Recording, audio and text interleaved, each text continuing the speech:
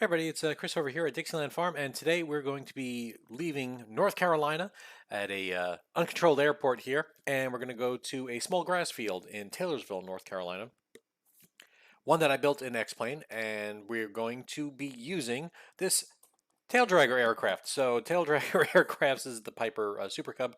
I am just kind of learning how to fly because they're a challenge. There's so much challenge that in real life you actually have to get a certification. One of the issues are that you can get in something called a ground loop. And what happens is once you get enough speed, this tail will pick up. But once it picks up, it's almost like a snake. It'll start whipping you around. If you're not ready for it, it's going to whip you and drag you all the way over to the side. So you've got to really be on it. And also a little different than a normal aircraft is you got to be really, really kind of aggressive with the rudder,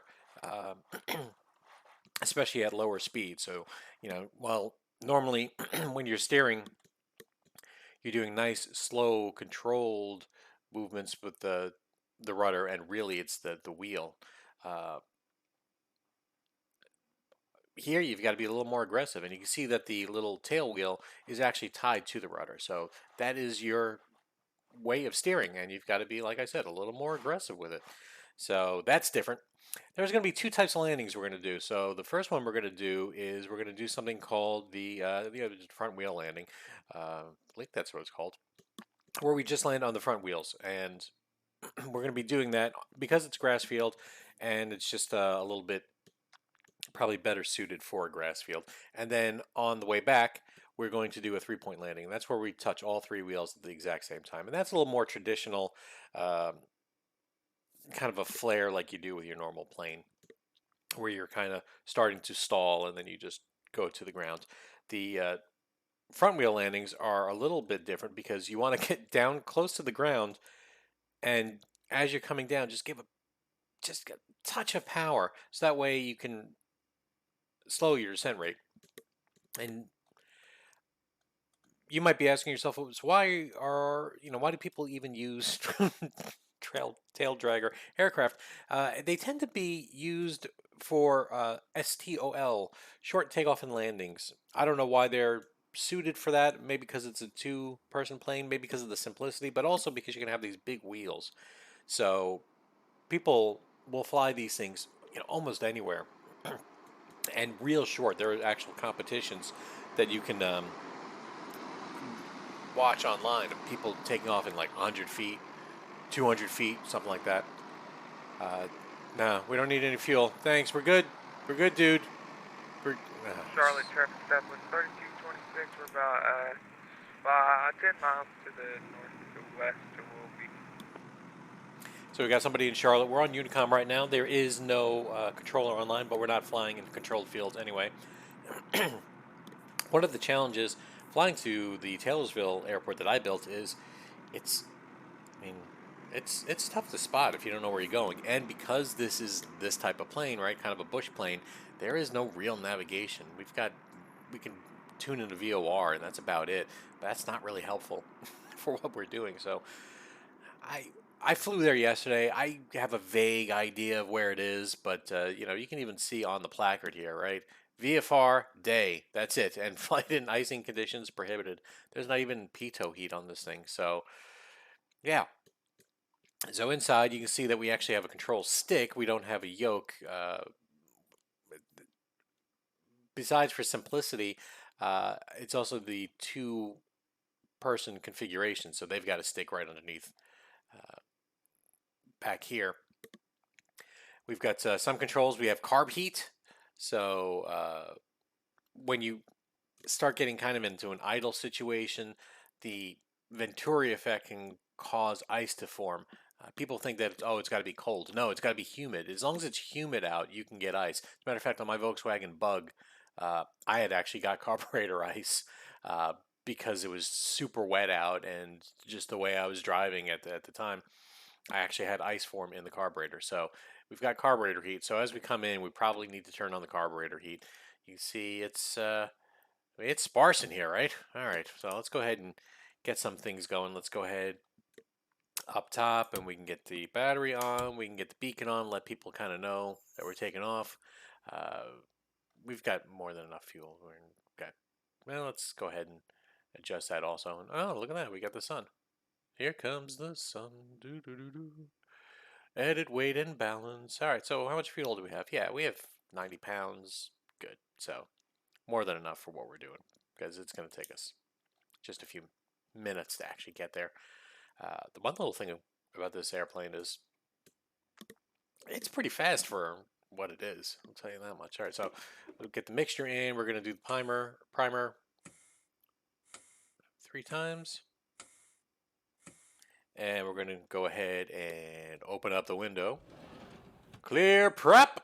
And let's get this baby going. So let's cut the mixture, start it, add fuel. Once it catches, there it is. One more time. There we go. So we don't have the mixture in full because we want this thing to heat up and we don't want to foul our plugs.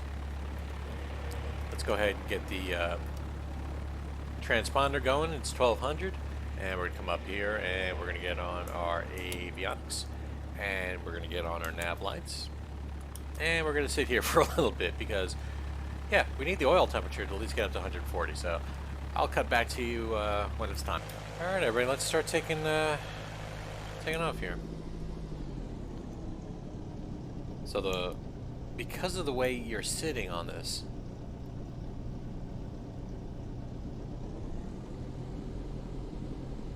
it's a little tough to taxi too. It's a little bit to get used to. So you got to kind of look side to side.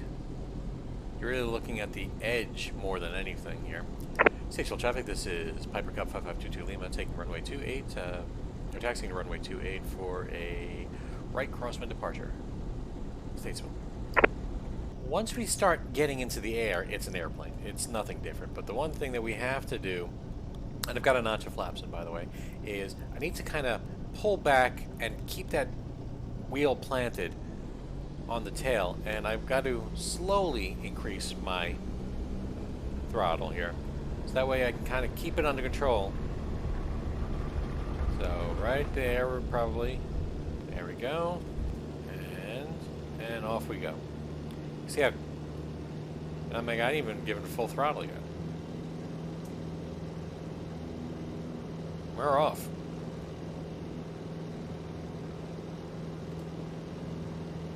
So I'm just kind of keeping the nose down for a little bit here, waiting for us to get over 500 feet, and then I'll undo my notch of flaps. And there we go.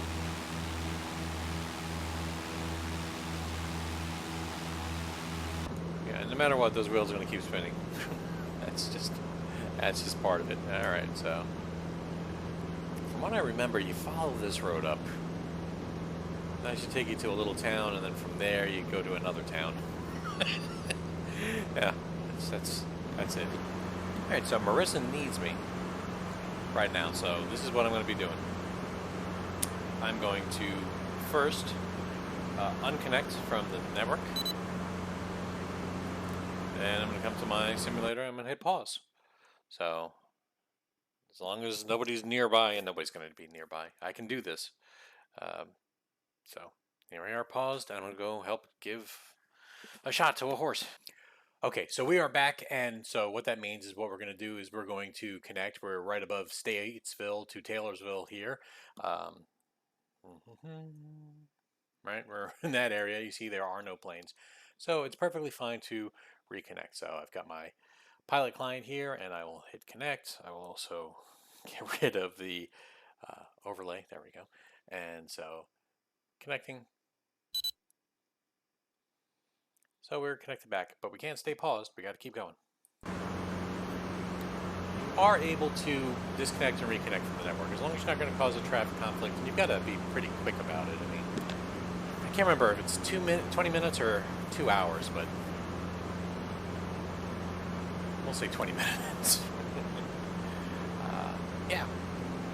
So on our way to Taylorsville, just following this road, and we're trying to stay somewhere around 3,000 feet. There it is. There's the airport right there. Can you see it? It's that. That's it. Taylorsville traffic, this is Piper Cub 5522 Lima. We'll be joining the downwind for runway 28. Taylorsville. Alright, so we need to lose some altitude quick, so let's go ahead and do a slip real quick here.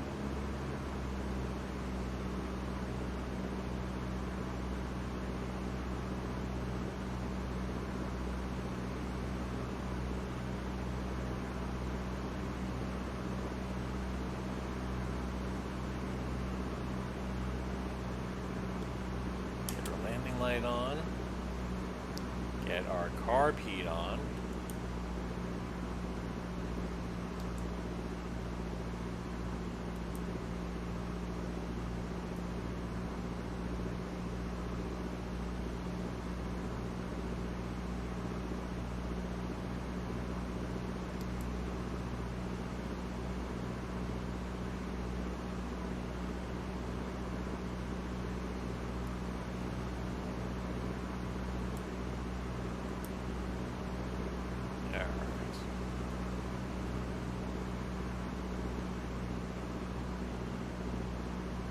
here we go. Kind of passing over to the airport. And this airport is really a one-way in, one-way out. They really don't want you to come in over the trees. They want you to be in that nice clear section. You can if you need to, but rather not. Taylorsville traffic, this is Piper Cub 5522 Lima on the downwind for runway 28. Full stop. Taylorsville. Alright, made my call. Get a notch of flaps in.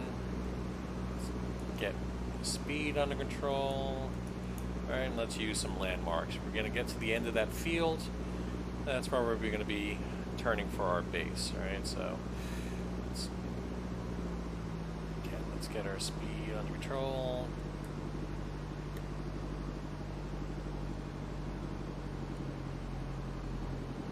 Get down to about 70 miles per hour.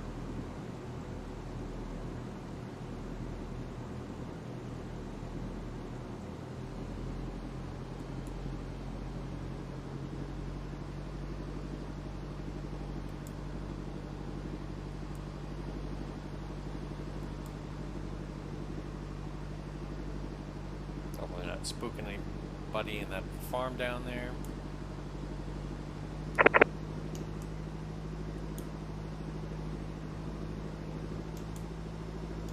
Okay, let's go ahead and turn.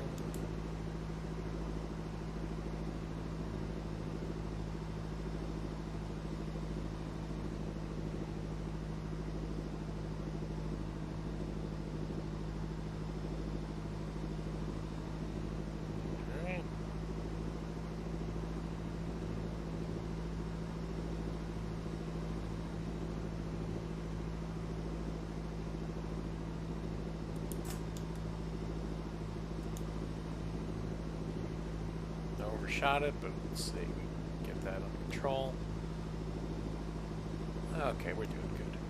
So remember, what we're trying to do here is the front wheel landings. We're trying to come down.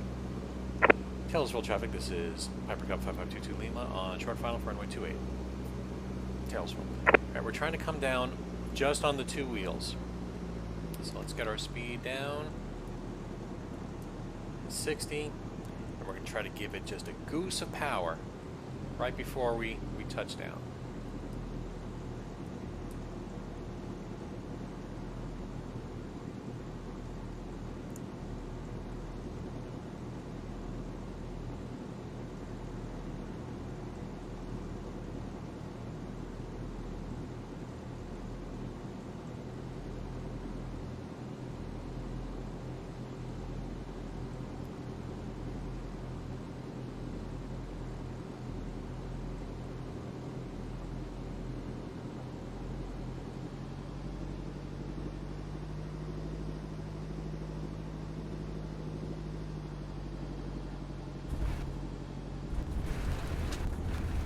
Try to keep it up until we can, and then we want to plant that wheel.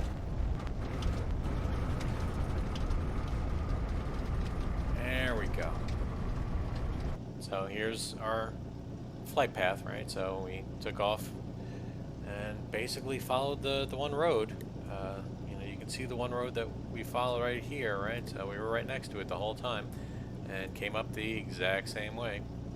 And then we spotted the airport, got into our downwind, base, and final. So, lovely. And you can see also we have no flight plan. I'm VFR. Nobody would file a flight plan with this kind of aircraft. It just wouldn't happen, really. So you hear that little goose of power just to kind of arrest that descent. Landed on the two wheels.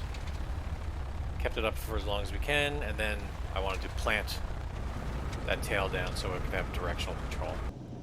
Taylorsville traffic, this is Piper Cub 5522 Lima. We'll be back taxiing runway 8, Taylorsville. Alright, so just like I said, it's kind of one in, one out direction on this thing.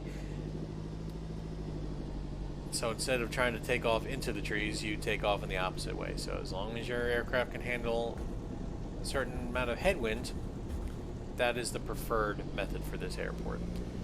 And like I said, I actually designed the scenery for this airport. The nice thing about X-Plane is that you can go ahead and design airports. So I designed, I don't know, like 20 of them. Some of them, most of them grass strips, but some of them not, because I wanted to make sure that these airports were available in X-Plane for everybody. What happens is it goes through an approval process, and once it's approved, it gets folded right back into X-Plane. And even if it didn't get approved, it's available for download. So that's pretty cool. So I made sure that it had all these trees planted for the challenge.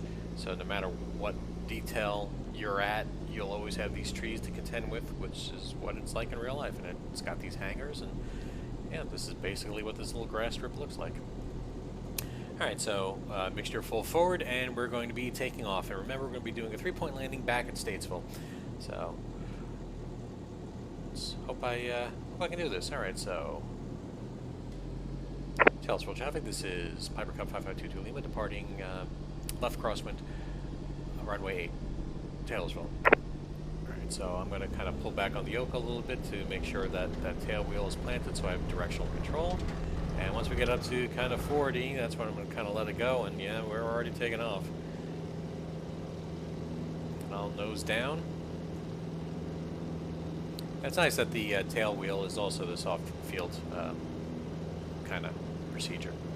So just try to keep this 60 here. I'm just going to go straight until I get about 500 feet above the ground, and that's when I can lose my flaps and make my crosswind turn and depart. So close to it. Turn. Taylorsville traffic, this is Piper Cub 5522 Lima departing on left crosswinds. Final call, Taylorsville. Right, so nobody's here, but I'm still like to make calls. And I wish more people would do that on Unicom on VATSIM. So I'm live on the network here, and some people, if there's nobody around, they just don't make calls. Now, you don't need to make as many calls as I do. But I think it makes it lively since nobody's calling anyway, and 2, I'm making a video with you, so I want you to hear the calls that you should be making. Alright, so there we are in the pattern.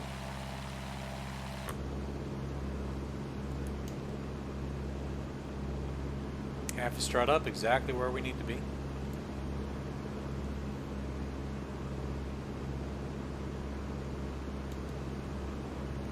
Let's get a notch of flaps in.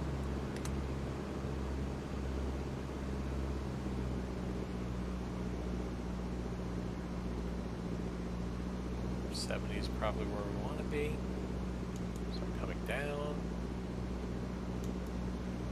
Statesville traffic, this is Piper Cub 5522 Lima on left downwind, runway 28, full stop, Statesville.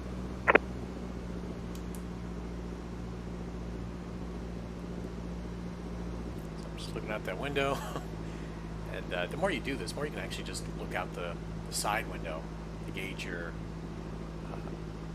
altitude, where you should be, where you should turn. So you see I've got 3 white, 1 red. I need to come down just a little bit, but I'm going to lose some altitude in the turn here. So there we go, right? So it says that I'm perfect. Maybe give a little bit of throttle onto the turn. Let's reduce that speed. Really really want to be closer to 60 at this point. Statesville traffic, this is Piper Cub 5522 Lima on short final runway 28, full stop. Statesville. Usually a twin Piper, so I still sometimes make a mistake. Alright, perfect speed. Perfect picture here.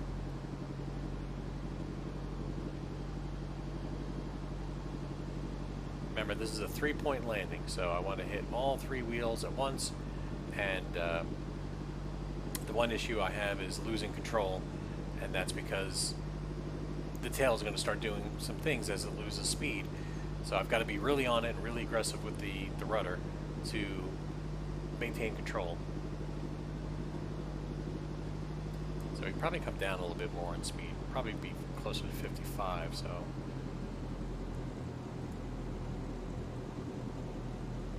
I think that's also been my issue, is landing a little hot.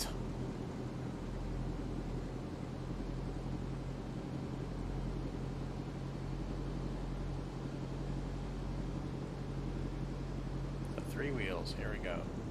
Idle, and I'm just holding off, and then boom, and then get real aggressive, and there we go. Here we're coming in.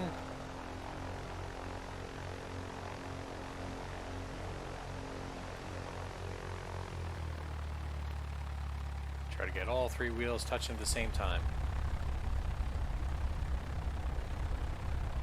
So it could have been a little shallower, but